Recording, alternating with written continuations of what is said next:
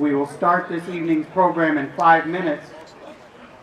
And you people out there in the cheap seats, be sure to come on in. You don't have to be nervous. We're not going to ask you to fundraise or anything. Get in here where you can see, and we'd like to see you and have that opportunity. So we will start in 5 minutes.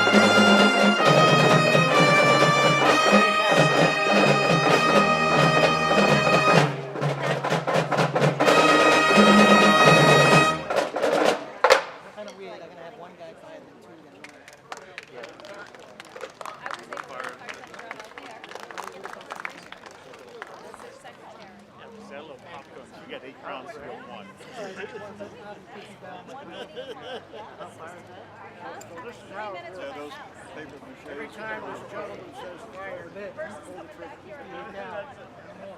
That's all you need to do. He'll do first squad, ready on fire, second squad, ready on fire. Third squad.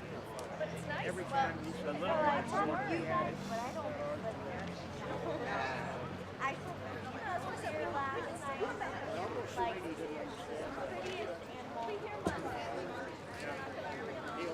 I am obligated to ask everyone to turn off your cell phones, electronic devices, pacemakers,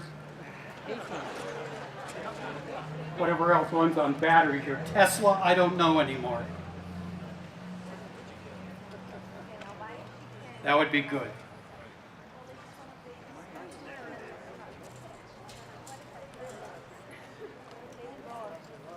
Before we start,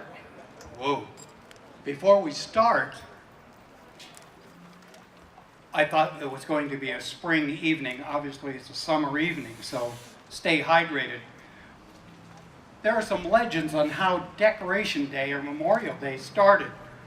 And before we start, I'd like to tell you one story and one legend that may have to do with why we are here.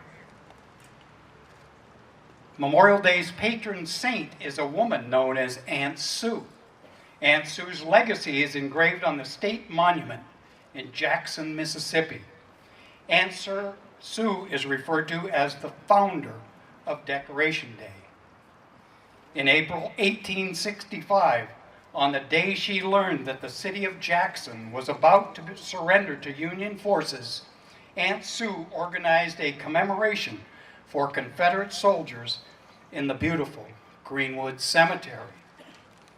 She led a group of Southern women and children to the cemetery and began decorating the graves with garlands. The beautiful scents of hawthorn and roses mingled with those of cypress and raw earth. When a group of little girls spotted a plot of unadorned dirt mounds, they shouted a warning. "Those are Northern graves, those are Yankees." Aunt Sue looked at the girls as she made ready to decorate these unmarked graves, and Aunt Sue said, "They are some mother's sons." She then set about placing roses on their graves. It was a rare moment of forgiveness in a climate of the Civil War bitterness and strife. This was the beginning of the remembrance of the war dead. And so it goes. This legacy of compassion of Aunt Sue is one of those things that has led us here this evening. So we thank Aunt Sue for bringing us together. On the behalf of the City of Leominster, the Veterans Council, all veterans and their families and citizens, welcome to the 2018 Memorial Day Twilight White Cross service. My name is Richard Early, President of the Vietnam Veterans of America, Chapter 116. I would like to thank our host, the Leominster Veterans Services, and the Leominster Veterans Council. And I'd also like to thank Scout Troop 151 for setting up our program today.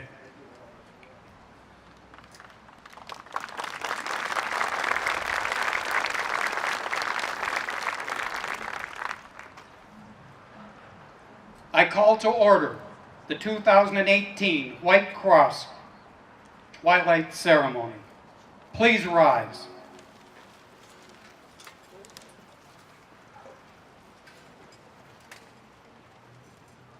The Massachusetts 15th Volunteer Infantry, the veterans, and the scout troops will present the colors.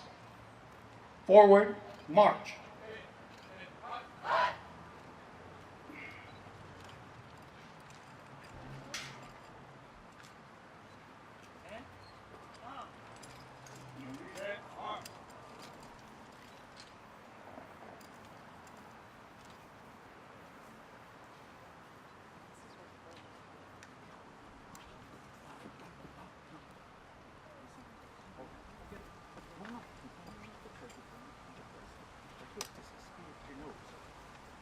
Remain standing and join us in the Pledge of Allegiance, led by the Scouts, followed by our national anthem, performed by the Leominster High School Band.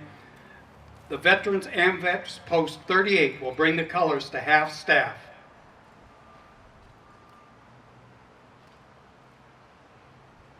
I pledge allegiance to the flag of the United States of America and to the republic for which it stands, one nation, under God, indivisible, with liberty and justice for all.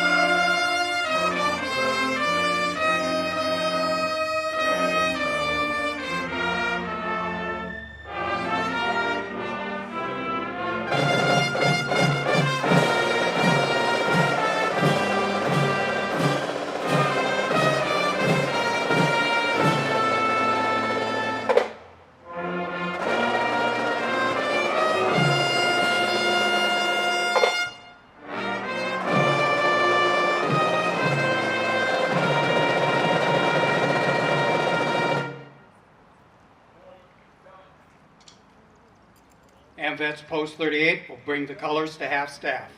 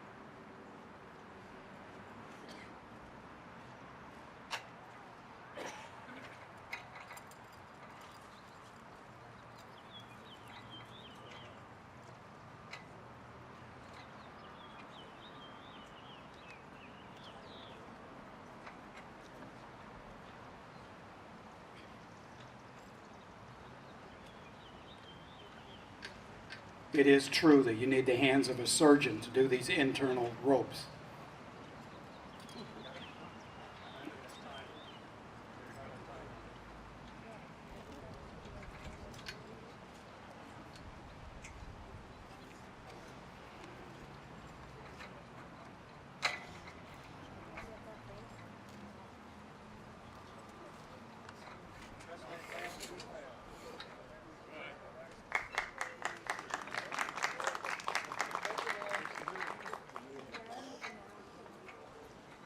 Our invocation and opening prayer will be by Mr. John Sheehan of the AMVETS Post 38.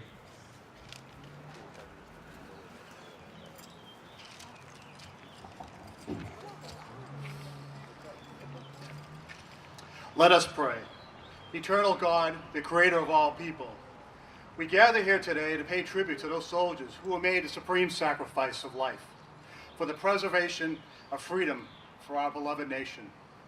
Lord, for their devotion to duty, for their willingness to accept the responsibility of a solemn and sacred mission, we give you thanks.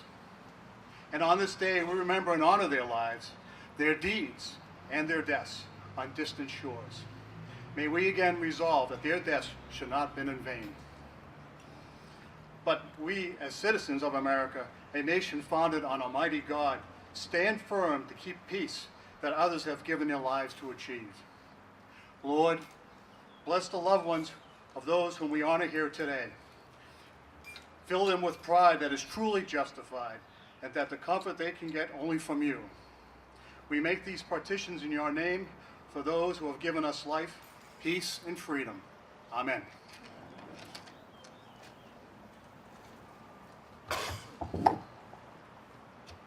Please remain standing for a moment of silence for our POWs and our MRAs, and those who are not with us, and those who continue to suffer as a result of their wounds. We will never forget.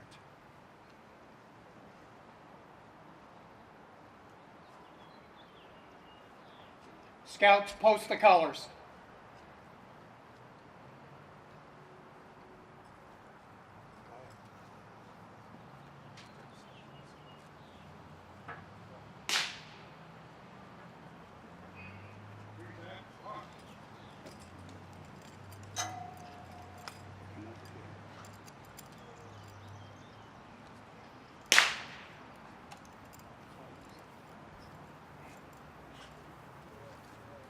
Please be seated.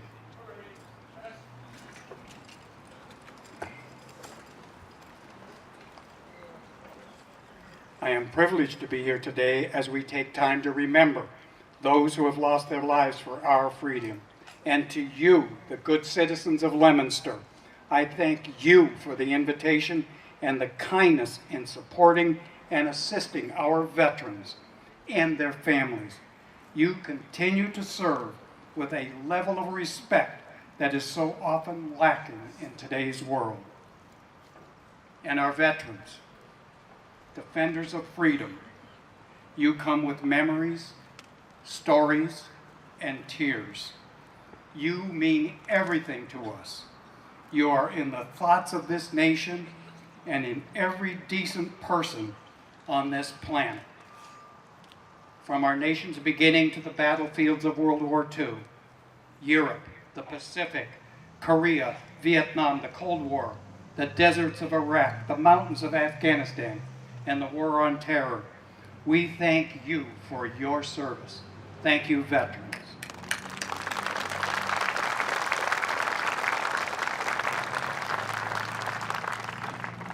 And at this Twilight ceremony,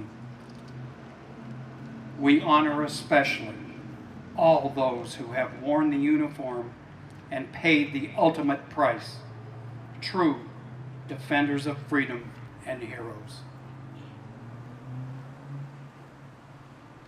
Please welcome our host, the proud son of a Korean War veteran, the Honorable Mayor of the City of Leominster, Dean Mazzarella.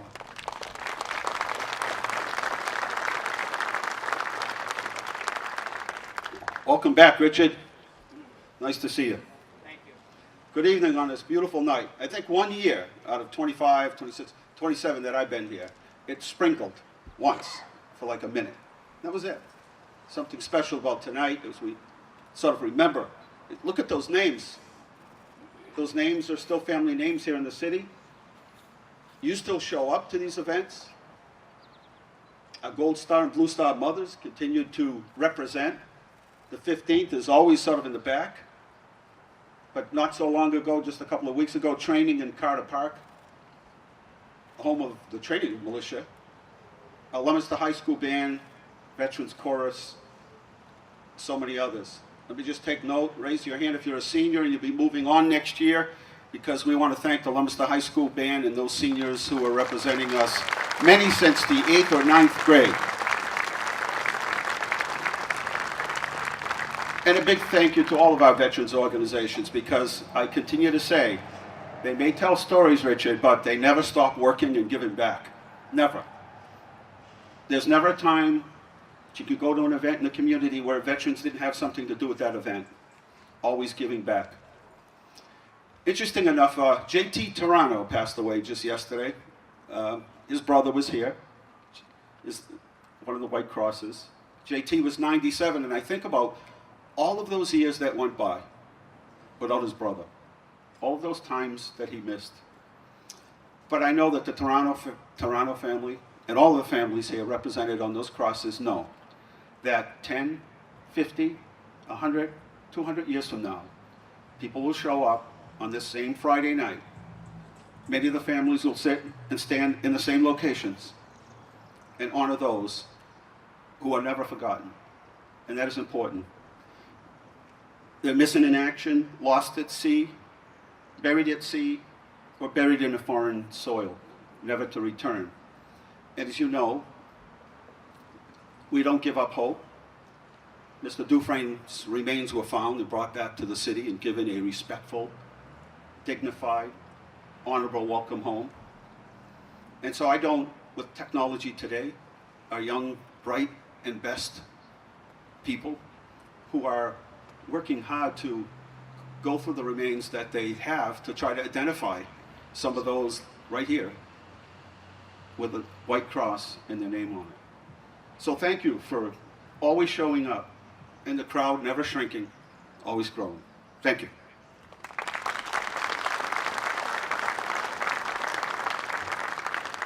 Thank you, Mayor. I thought when you said thank you, seniors, you were talking about people of my generation. I was going to say thank you very much. Congressman Jim McGovern was first elected in 1996. He is an unrivaled supporter of social justice and fundamental human rights. Congressman McGovern is the ranking member of the House Rules Committee.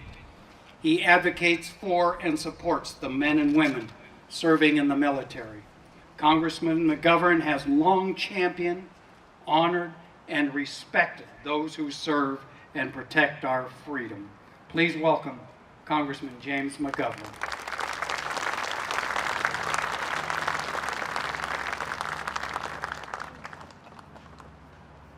first of all, let me thank Richard Early for all of his great work, and the Veterans Center and all the veterans organizations that are responsible for this White Cross Twilight ceremony.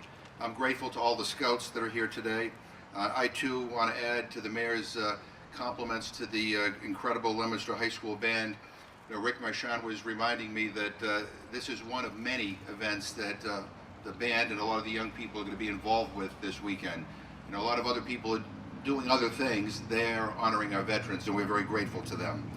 I'm also grateful to my colleagues in government who are here. You're going to hear from City Councilor Bodanza in a minute, but I see Councilors Frida, Ardinger, Marchand, Cormier, Shalafu Zephyr, and Representative Natalie Higgins, and we're grateful for their service. And it's an honor to be here with the Roberge family, who is a Gold Star family, with Claire Frieda, a Gold Star wife, and the Blue Star mothers, and all of you. Thank you so much for being here. When I'm sitting here watching this ceremony unfold, and I can't help but think that this is really what Memorial Day is about. Honoring those who paid the ultimate sacrifice, and in this case, honoring local heroes who will never come back, in all likelihood. And their families can't go to their grave sites and pray for them because they are somewhere halfway across the world, halfway across the globe. And so we come here to remind their families and this community that they will never ever be forgotten. I have always believed with all my heart that we live in the greatest country on earth. In Washington, I live only a few blocks from the United States Capitol building. And there's not a time when I walk to work and I see that incredible Capitol building and the other monuments that I don't swell with pride. And I say this all the time, that's just becoming a father. There's not a day that goes by that I don't thank God that my kids were born in the United States of America, the freest and the greatest country that exists. And we are all blessed, and we are all so lucky. And we should always be grateful for those who have served and those who continue to serve our country. And part of the way I believe that we show our gratitude on this Memorial Day is that we need to care more, and we need to love more, and we need to embrace all that is good, and we need to rededicate ourselves to making our communities better, our country better, and the world better. The heroes that we honor today gave their lives for us, so we could live in this great country, so we could be free, so we could raise our families here, so that we could be an example for the rest of the world. And I just hope that we never ever take that for granted. And so I just want to close by saying that it is an incredible honor for me to be here, to honor these fallen heroes, but also to be in the presence of so many men and women who have served in our armed forces. I'm in awe of your service, and I will never tire of saying thank you. So thank you very much for having me.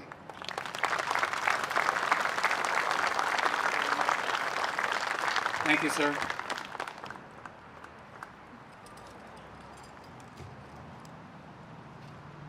We are honored to have with us as a guest an attorney, published author, historian, and unselfish civic activist who has for years worked with and for his fellow citizens to make this a better place to live and work.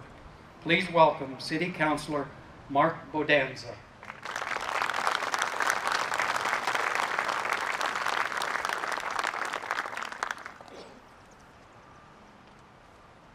Thank you, Richard. It's a pleasure to be here. It's an honor and privilege. This will mark the 5th year that I've given this address. And when I first started to do it, it struck me that ordinary people placed in extraordinary circumstances do amazing things. And each one of these 56 crosses represent some really tremendous stories of bravery and sacrifice. But before I give my address, I'd like to recognize some people here this evening. First and foremost, Gold Star mother Pauline Roberge, Gold Star wife and City Councilor Claire Frieda, the Blue Star mothers, U.S. Representative James McGovern, State Representative Natalie Higgins, the Mayor, Dean Mazzarella, Ward 5 Councilor, and one of my colleagues and Council President Richard Marchand, Ward 3 Councilor David Cormier, Ward 2 Councilor Pauline Cormier, Ward 1 Councilor Gail Feckley, and Councilors at Large Susan Shalafo Zephyr, John Dombrowski, and Frank Ardinger.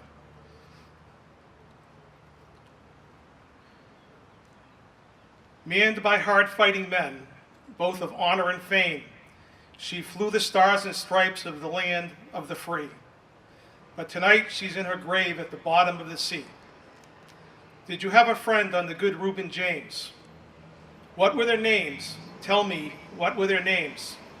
Did you have a friend on the good Reuben James? Those are the first two stanzas of a song by Woody Guthrie titled The Sinking of the Reuben James. In the spring of 1941, the USS Reuben James joined the United States Naval Forces escorting convoys of American ships sailing to Great Britain with war materials. The arsenal of democracy was aiding Britain's war effort to combat the aggression of Nazi Germany. Debated at home, President Roosevelt's Lend-Lease program was a tenuous balance between assistance to our British ally and neutrality. The Germans had little doubt that America's resupply of Britain was a hostile act of war. The Nazis responded with squadrons of U-subs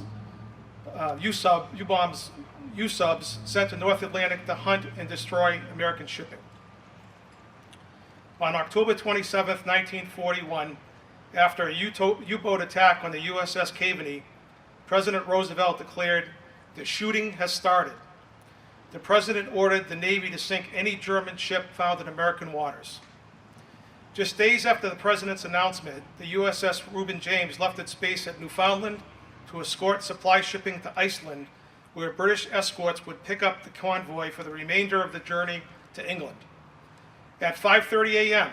on October 31, 1941, the crew of the Reuben James felt a dramatic impact off the shore of Iceland. The cause of the massive jolt was a German torpedo. Chief Petty Officer William Bergstresser, who would be the lone surviving officer, described the attack for the Associated Press. "I was on watch in the engine room at 5:30 a.m. when we felt the impact. There were two explosions.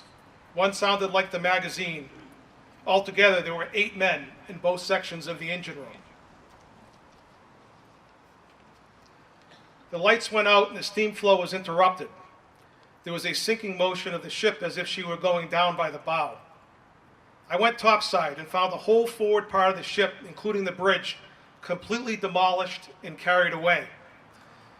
The Reuben James, he said, carried only 2 boats, one which was partly demolished by the torpedoing, and the other, the captain's gig, was useless because it was in the skids at too sharp an angle to be lowered. When we jumped into the water, the Chief Petty Officer went on, there was no ship in sight, and the Reuben James went down in 20 minutes. When the destroyer was afloat, it wasn't so bad, but after it went down, all hands felt they were lost. But about 20 minutes after it disappeared, we were picked up by another U.S. destroyer. 45 on board survived, 115 brave men were lost. When the tragic news broke, many Americans wrote letters to the Navy to learn the fate of loved ones. Despite the dramatic loss of life, much of the American public ignored the sinking. After all, America was not at war. Tonight we honor a local sailor. In 1915, Elton Cousins left his home at 127 Merriam Avenue in Leominster to enlist in the Navy. He was 18 years old. Cousins remained in the Navy for 14 years and served during World War I. He saw a great deal of service in foreign lands by the time he retired from the Navy in 1930. Alton's service to his country was not yet over. He was reactivated by the Navy in 1940 at the age of 44. He transferred to the Reuben James on December 7th, 1940, and was lost with 114 of his shipmates. The lack of attention to the tragedy of the U.S. Reuben James bothered one of America's famed folk singers. Woody Guthrie set out to remember the loss when he penned the lyrics to his song. Did you have a friend on the good Reuben James? What were their names? Tell me, what were their names? Did you have a friend on the good Reuben James? Elton Cousins was on the Reuben James. Tonight, we tell you his name. And for Jolene Constant, I want to give you later on a piece of mail that was postmarked on that Reuben James on March 19th, 1941, to be included with Elton Cousins' file.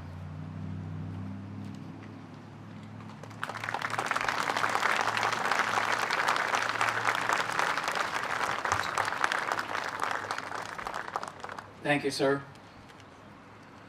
A floral wreath represents the circle of life and brings to light a memory of those who have passed and remain in our hearts. The memorial wreath is a tribute to those who have served this nation. We remember and affirm that their lives had meaning and that their death was not in vain.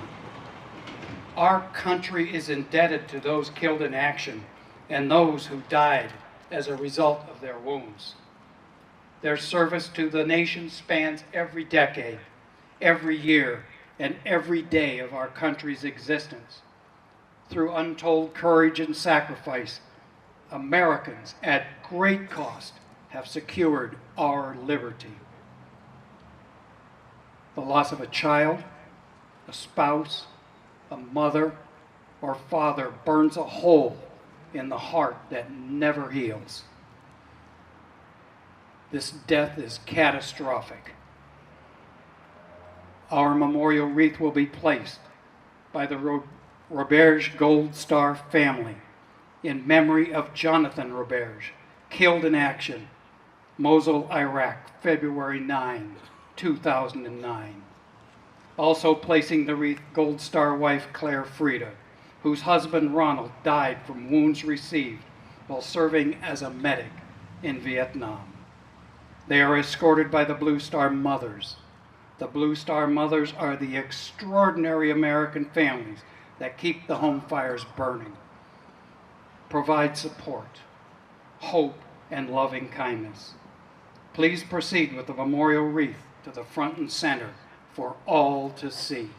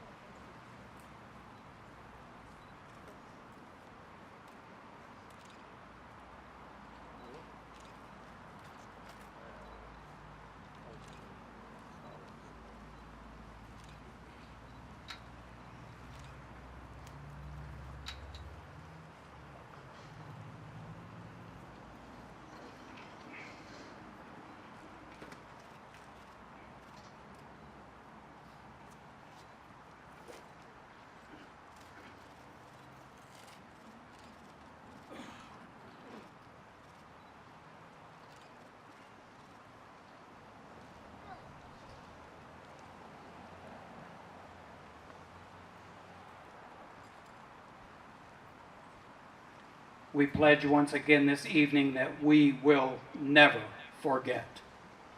I salute you.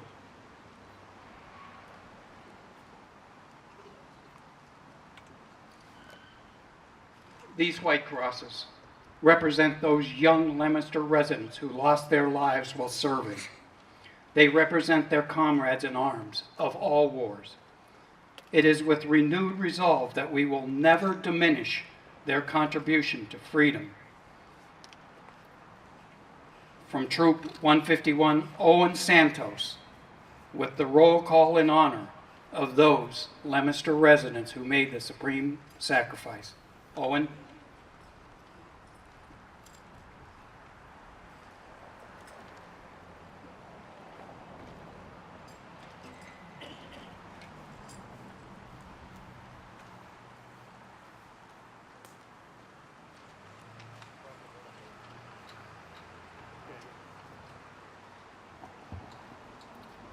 Sigmund First Class Clyde William Albee Jr. Staff Sergeant Robert W. Barker. Second Lieutenant Lyman M. Bates Jr. Able Seaman George J. Blanchette. First Lieutenant Walter M. Boland. Signalman Third Class Rodrigo Gaston Cafoni. Technician Fifth Class Romeo J. Charan. Private First Class Gerard J. Cormier. Chief Alton A. Cousins. Private Alfred Delbove. Private Antonio Delbove. Seaman First Class Victor Devarney. Private Charles E. Dubé. Second Lieutenant Albert F. Duval. Machinist Mate Third Class Mario Biago Fini. Private John J. Finn. Private Henry P. Flibbert. Water Tender Second Class John William Fortune, Jr. Second Lieutenant Frank M. Foster.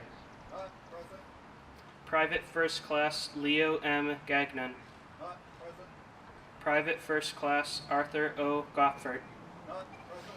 Second Lieutenant Frederick Gordon. Private First Class Alfred Gravel. Private Everett E. Grimes. First Lieutenant Kenneth E. Hastings. Seaman First Class Bernard William Jocelyn. Lieutenant Junior Code Michael M. Jocelyn. Private First Class Lester R. King.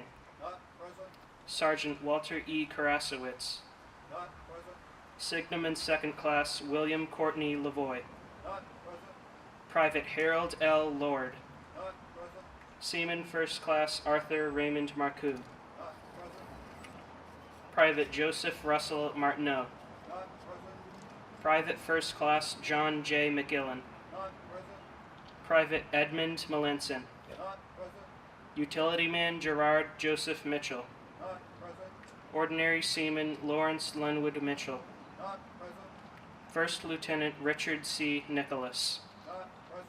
Quartermaster Chief Wyatt Thomas Ordung. Machinist's Mate Third Class Darius Joseph Parrott. Private Emery J. Pelkey. Gunner's Mate Third Class Frank Joseph Patrica. Seaman First Class Roland H. Pothier. Private Edmund F. Potter, Jr. Private First Class Francis C. Quinn. Private Adrian Salvalier. Corporal Frank William Sawyer. Staff Sergeant William D. Scully. Private First Class Ralph E. Sherwin. Second Lieutenant Arthur J. Simpson. Staff Sergeant Nelson E. Simmons. Private First Class John F. Supple, Jr. Gunner's Mate Third Class Mateo C. Tirano. Ship's Cook Second Class Robert Leon White. Lieutenant Everett Merton Woodward. Sergeant First Class Leo Bernard Yo. And I believe that's it.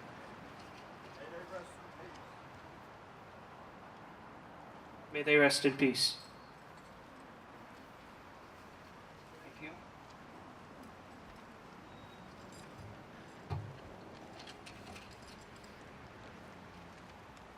With honor to these and all fallen heroes, the Massachusetts 15th Volunteer Infantry and the Leominster Veterans Rifle Team with a rifle salute.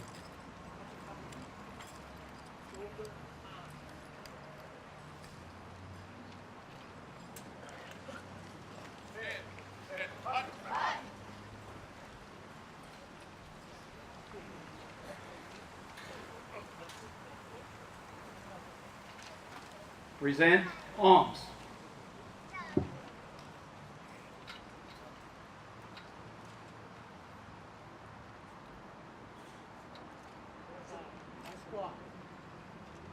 ready. Aim. Fire. Second squad, ready. Aim. Fire. Third squad, ready. Aim. Fire. Cover on. Shoulder on. Freeze and on.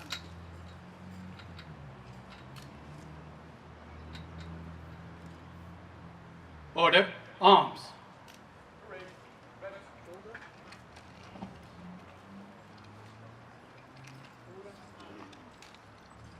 You may be seated.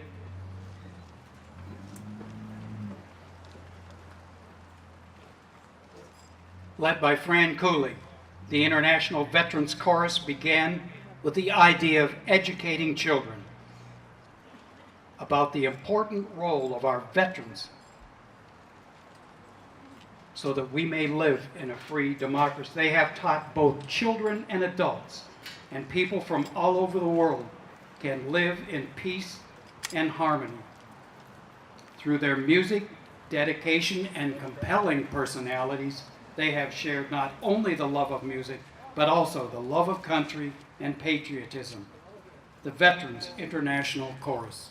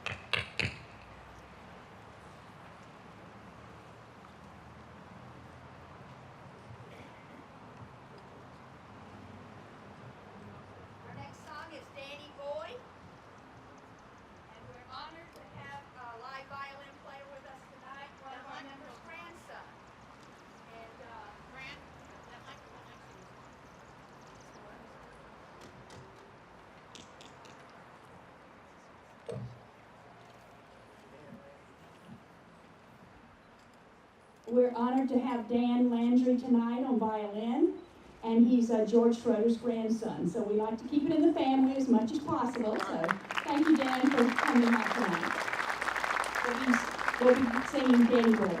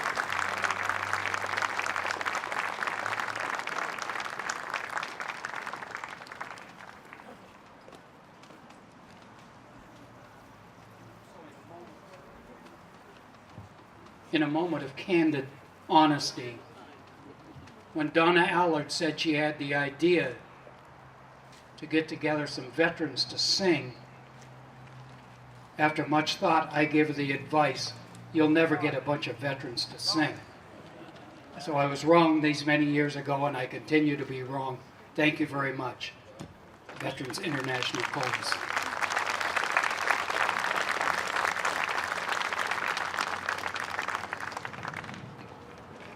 We now move the ceremony to the ceremonial strewing of the flowers.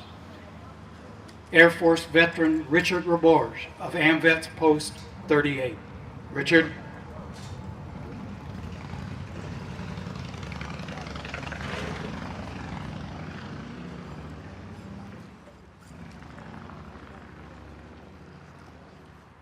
Good evening.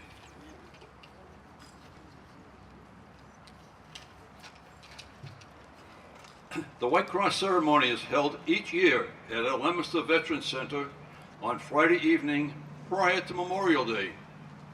This is to honor the men from Leominster who are either buried on foreign soil, at sea, or as MIAs. The 56 crosses represent the names of those who never came home. We have 5 from World War I, 48 from World War II, 2 from Korea, and 1 from Vietnam. Chief Master Sergeant Larry McNeil, Air Force Reservist retired, will strew a bouquet of flowers onto the waters of Rockwell's Pond. The intention is the flowers will travel from the pond to the Nashua River, which in turn flows to the Atlantic Ocean. The ocean extends to the countries we were involved in World War I, World War II, Korea, and Vietnam. The flowers are a memorial to them, honoring the supreme sacrifice they made for us, giving the most precious gift possible, their very lives. By giving to themselves, they are truly heroes. We should never forget to grant them the respect they deserve. All of you here are honoring them with your presence, a most fitting gesture. Also at this time, we should never forget, we were involved in Panama, Grenada, Lebanon, Somalia, Persian Gulf, Bosnia, Kosovo, Iraq, Kuwait, Afghanistan, Libya, and Syria.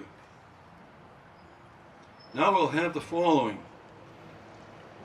the Gold Star parents and the Blue Star mothers, followed by the Scouts, the AMVETS Rifle Salute Guard, followed by the 15th Mass Volunteer Infantry Civil War Reenactment Group, and the Leominster High School Band. They will escort the strewing of the flowers into the waters. Please follow the ceremony to the water's edge for the observation. Once the flowers have been deposited onto the water, a hand salute will be rendered, followed by a rifle salute. There will be a variety of refreshments served inside our building after the closing ceremony. Thank you.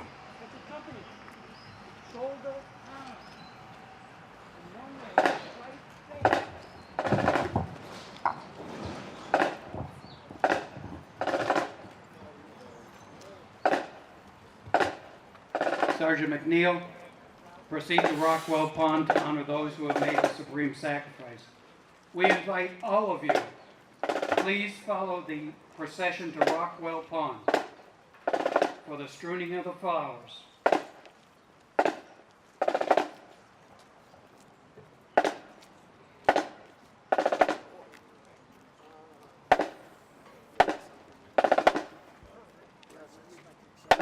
My fellow citizens, join us at Rockwell Pond.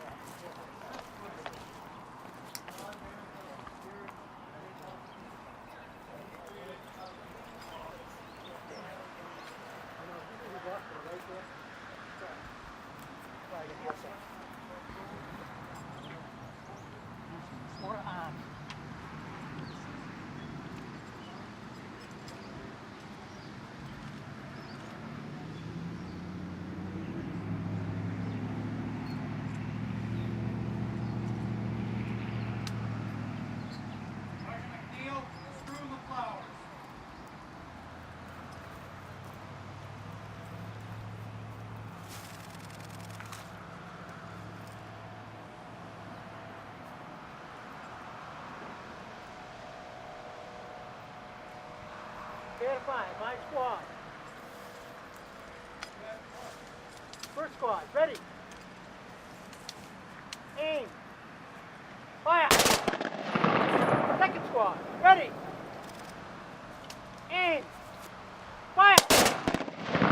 Third squad, ready. Aim. Fire. Cover, arms. Shoulder, arms. Present, arms. Taps will be performed by Anna Fleet and Hilton Harvey.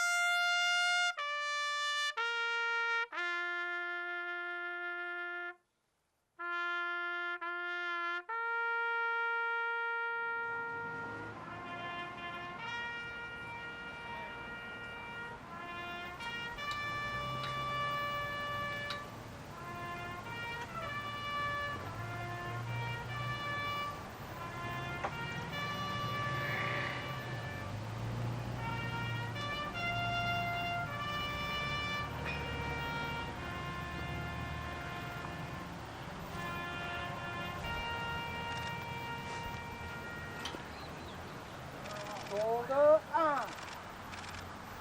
Shoulder, arms. Parade, rest. Freedom requires vigilance, civic participation to survive. Thank you for remembering, for joining us, and for your kindness. We offer a special note of appreciation for our hosts and our veterans and our special guests. Veterans, you said yes when your country called. Your cause is a just and noble one. To those deceased that we remember tonight, your memory burns like fire in our hearts. Godspeed, may we live in peace. For anyone that would like to remember a veteran or a loved one who is gone, there will be small flags available that you may place in their memory on the memorial wreath. Thank you for coming. This ceremony is concluded. Thank you. Good job.